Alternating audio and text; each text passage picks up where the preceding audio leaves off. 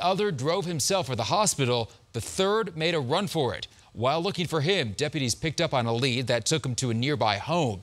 What happened next is not exactly clear, but we do know someone started shooting. The man involved in that earlier robbery was killed. A deputy was hit by shrapnel. The sheriff's office says this all appears to be basically a drug trade, specifically linked to pot. This was part of a larger, illegal drug trafficking organization that we've been working for some time. It's part of this continuing episode of illegal black market marijuana that we're attacking in the county. The deputy is expected to recover. The names of those killed are not yet being released. And it is one step forward, two steps back tonight for crews battling the long-burning Lake Christine fire in Eagle County. For one thing, the fire's containment has been nearly cut in half. It's only 32% now. For another, rain could cause flash flooding along those burn scars.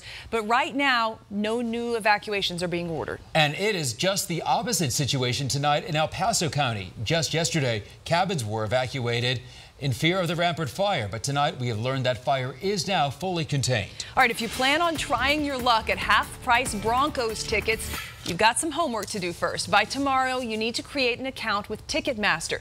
Then sign up for the Ticketmaster Verified Fan Program. Decide which game you want, and you'll get instructions from there. The sale is Wednesday. 2,000 half-price tickets per game will be up for grabs. Good luck. They are expected to sell out in minutes. Coming up on this Sunday at 10, the star of Blackish, Anthony Anderson, defends himself from accusations of assault. Plus, police struggle to understand the motives behind a deadly shooting at a Nevada church. So as a consumer, there's not a whole lot you can do. That's the problem. And the scam is simple. Next time you buy something online, someone could skim your personal information, like at the gas pump. How this one works, coming up. And we hit 95 degrees out at DIA today. Here's your first alert that tomorrow we will be nearly 20 degrees cooler than this. I'll talk more about the warm-up that's eventually coming by the end of the week after the break. New at 10, one person has died, another is recovering following a shooting at a Mormon church in Nevada. Police say a man walked in, fired shots, and then walked home. He later surrendered peacefully. Investigators say it's just too early to understand the motive, but it does appear to have been a targeted attack with a specific victim in mind. At least 50 people were inside the building at the time. Right now, a battle is brewing between the NRA and the city of Seattle over Second Amendment rights. The city passed a new law requiring all guns be locked up within city limits or face fines as high as $10,000. But the NRA and Second Amendment Foundation say that is impossible to enforce and illegal. They are suing the city with hopes the new law will be removed from the books very soon. What a person does in the privacy of his own home is really none of the city's business. The city says it expected the lawsuit and will fight it at no cost to taxpayers. Some newly released warrants in the Russia investigation are giving Washington whiplash tonight. Let's start at the beginning. This weekend, the FBI released its reasoning for surveilling Carter Page, a former Trump campaign aide who had ties to the Kremlin. Republicans like Lindsey Graham say the warrant never should have been granted because it was based on the now infamous Steele dossier. Now, others, like Republican Marco Rubio, say the FBI had more than enough evidence to justify the surveillance. As for Page, he says he never spoke with any Russians about digging up dirt on Hillary Clinton or lifting sanctions. A few people might have brought it up in passing, but, again, it's a major economic issue. And so, there may have been a loose conversation. The president weighing in on Twitter today that the documents confirm with little doubt that the Department of Justice misled the courts and that this is nothing more than a witch hunt. The duck boat that sank in Branson, Missouri will be brought to the surface tomorrow. ABC's Daria Abinger reports as families mourn today, the boat's data recorder may give more information about what happened. As the community gathered to mourn the 17 lives lost in that tragic tour boat accident. We're here today to honor the memory of those who lost their lives in the tragedy on Table Rock Lake Thursday evening. The U.S. Coast Guard prepares to bring that sunken vessel to the surface on Monday. Divers have already recovered the boat's data recorder, which has been flown to Washington for analysis. Well, we think it'll show what the actions were of the captain. Tia Coleman lost her husband and 3 children, as well as 5 other family members. The entire family seen here in this haunting photo taken just before they boarded the doomed boat. She said the captain told them where the life jackets were. You won't need them, so no need to worry. So we didn't grab them. But she believes her family may have survived if they had worn them. I felt like if I was able to get a life jacket, I could have saved my babies, because they could have at least floated up to the top and somebody could have grabbed them. And I wasn't able to do that. The time of the accident, Table Rock Lake had near hurricane-force winds and 6-foot swells. Those poor people. Investigators now reviewing videos taken by passengers on another boat, and they say they're treating this as a criminal investigation until they can rule out that possibility. Daria Albinger, ABC News. Let's get you up to date on some of the other big stories we are tracking. First to Los Angeles, new details after shoppers are taken hostage at a Trader Joe's. The man, the suspect, was chased into the store after allegedly shooting his grandmother and another woman. At some point, though, a woman in the store was killed in the standoff, and the suspect eventually decided to give himself up. He is charged with murder. The police officer who was seen putting a man in a deadly chokehold is now charged with violating NYPD regulations. The department's decision to discipline him comes 4 years after Eric Garner's death. And actor Anthony Anderson is under investigation tonight in L.A. on accusations he assaulted a woman. He denies the allegations. This is the second time the Black star has been accused of something like this. In 2004, an extra claimed he raped her on a movie set. Anderson was never prosecuted. The D.C. area is drying out tonight after a round of severe storms so crazy. Look at this. In one case, first responders had to bring out a raft to rescue people in a flooded car. And that's why we say the saying, turn around, don't drown. Across the Denver area, we are absolutely drying out, though, quickly. You can see roads outside of our building here at Spear and Lincoln, nice and dry. But we are looking at a few more showers possible through early tomorrow morning. Much cooler, though, as this front rolls through across Colorado. That'll dip our temperatures about 20 degrees below from what we saw today in terms of our daytime highs. And then we have the chance again for more thunderstorms tomorrow afternoon. Downtown, nice and cool at 66 degrees. DIA at 74. Our pressure is rising. Winds are calming from the north at 9 miles per hour. Across the eastern plains, we are still picking up some stronger thunderstorm activity. Across the Denver area, as we zoom in on our radar and satellite at this hour, it was a nice round of rain that we saw over the past few hours. Pockets of moderate to heavy rainfall. Great news for the drought conditions across Colorado, but into our foothills, still seeing some rain showers and strongest storm activity currently out near the border across the far eastern plains north of Burlington near Flagler. Here's our futurecast. A lot of that will move out in the next hour or so. So early tomorrow morning will stay mainly dry across Colorado, partly to mostly cloudy skies up north, nice and sunny into our mountains to start our Monday. Chance for a couple of light showers early on under a mostly cloudy sky in and around the Denver area, but it'll be mainly after lunchtime. We'll start to see the clouds build and the storms and showers develop in our foothills and mountains and roll across the plains, mainly right around 5 o'clock in Denver, south and east. Now for tomorrow, we are looking at some stronger activity in and around the metro that could produce pockets of heavy rain, really gusty winds, and more lightning for tomorrow. That should move through across southeastern Colorado into tomorrow, and then Tuesday will dry out once again across the state with another round of late day storms. It's all because of the monsoon moisture that's impacting Colorado for the next couple of days, which is some great news for our state, but we'll keep an eye on any severe warm storms, of course, as we go throughout the week. But in terms of how much rain is in the forecast for tomorrow, looking at upwards of about 1/4 to 1/2 of an inch possible downtown, more with some of those slow moving cells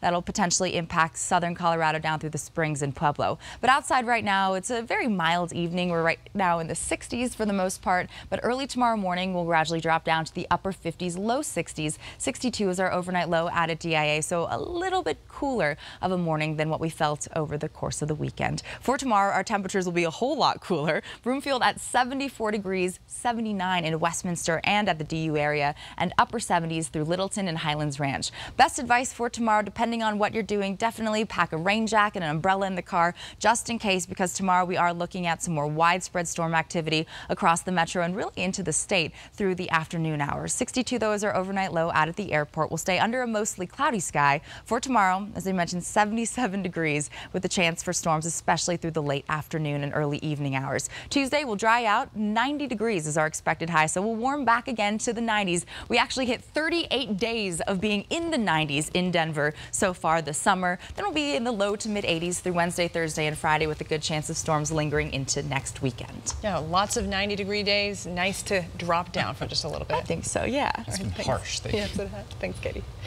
At long last, the 16th Street Mall Target is open for business. Hundreds of people waited in line today to check out this smaller than average Target store.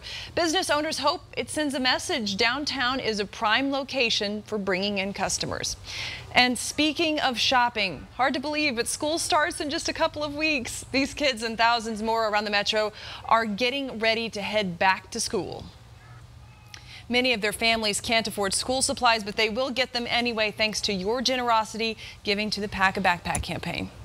He's very excited for his first day of school, so having that backpack and everything he needs for school, he'll be ready, and he knows that he has everything he needs. Good news in all of this, there is still time to donate. You can drop off school supplies at any area Les Schwab tire location. And if you want to make a donation instead, just log on to packabackpack.org to make a cash donation. $15 can buy a backpack full of supplies for a child. And coming up, an alert before you shop online. Someone may be watching what you put in your cart. What you need to know about the latest skimmer to steal your information. You may already know about skimmers at ATMs and gas pumps to steal your credit card information, but that same tactic is now being used to get your information when you shop online. Tonight, Contact 7 investigator Jace Larson shows why paying for your cart could cost you. We have all seen the news stories. The devices that are put on a gas station credit card reader and then try to skim our credit card information. MageCard is nothing more than the same thing, but on a website. Wait, who is MageCart?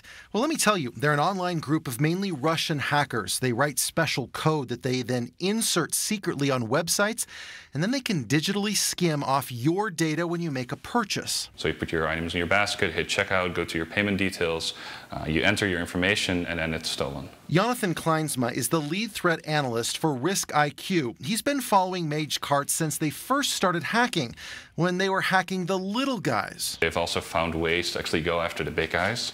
So, I mean, Ticketmaster is a pretty big one to go after. That's right, even Ticketmaster has fallen prey. They're the biggest company announced in the hack so far, and there are over 800 e-commerce sites around the world that have been affected by this latest skimming code.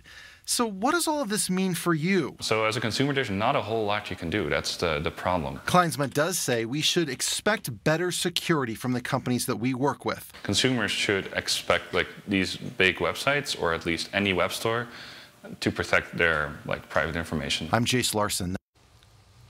And now you may have noticed prescription drugs prices are near a record high, and that is leaving many of us looking for new ways to save.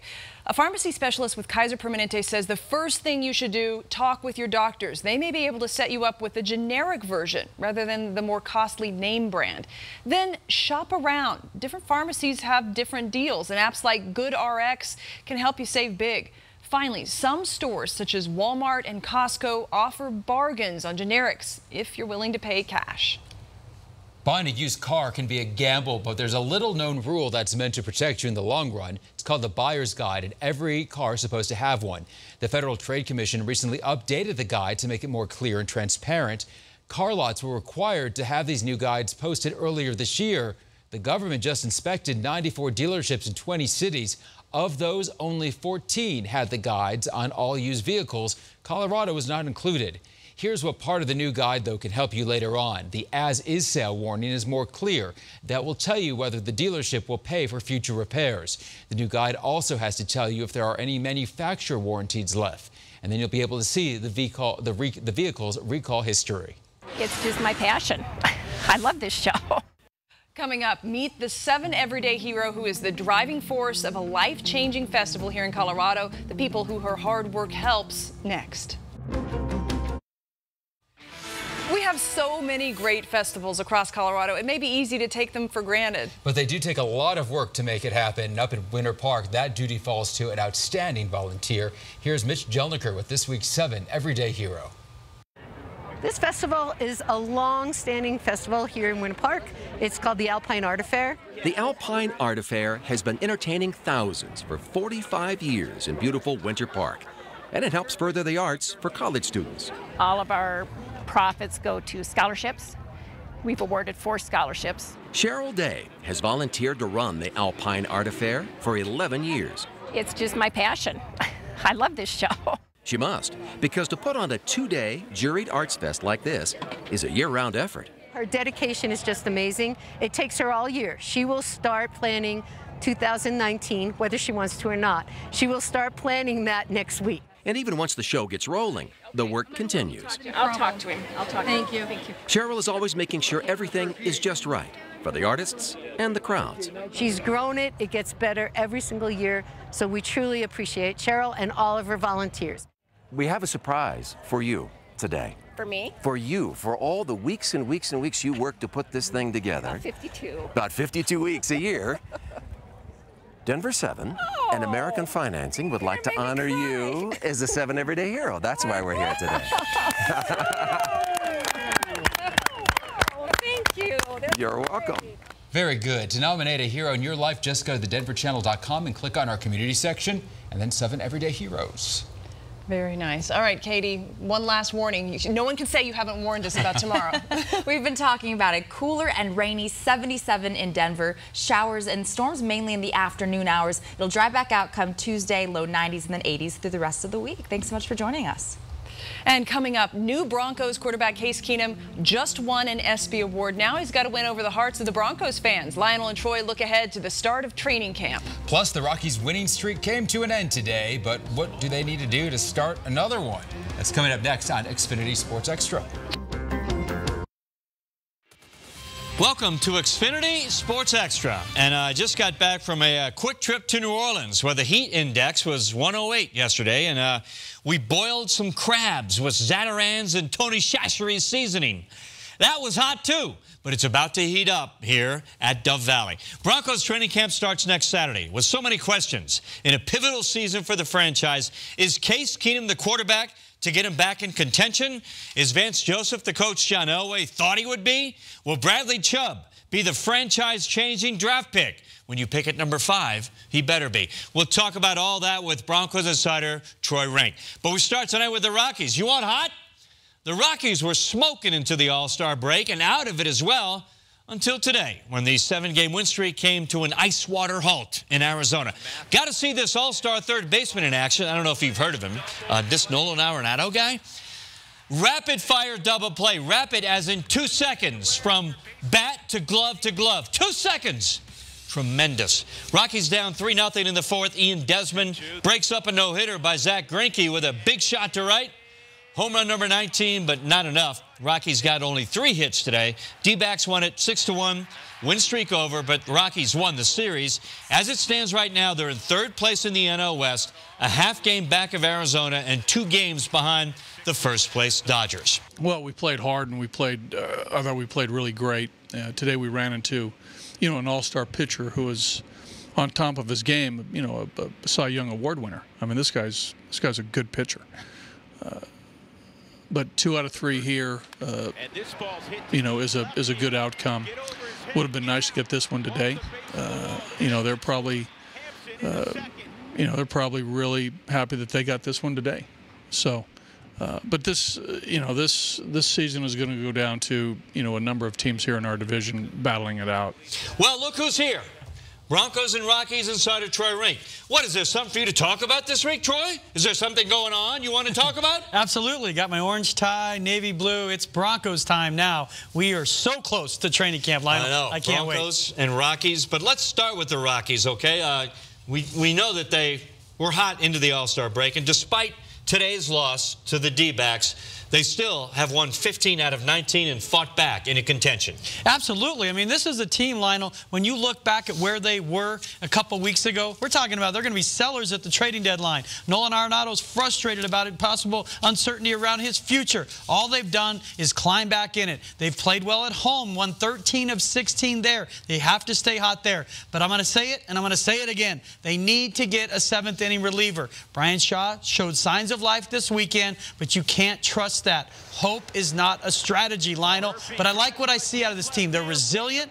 They like each other. They've been able to conquer some adversity. Yeah. But the schedule does not get any easier. And let's talk about that, Troy. The Rockies are off tomorrow, then a 2-game series at Coors Field against the first-place Astros, then a 3-game series against the playoff contending A's. This homestand's a big deal because you can't fight your way back into the race only to have it fall apart at home. Well, that's the key. That's what put this season in danger. They were so bad in Denver to start the year. But again, they have been hot at Coors Field over the last month. And that's primarily because their offense is sizzling.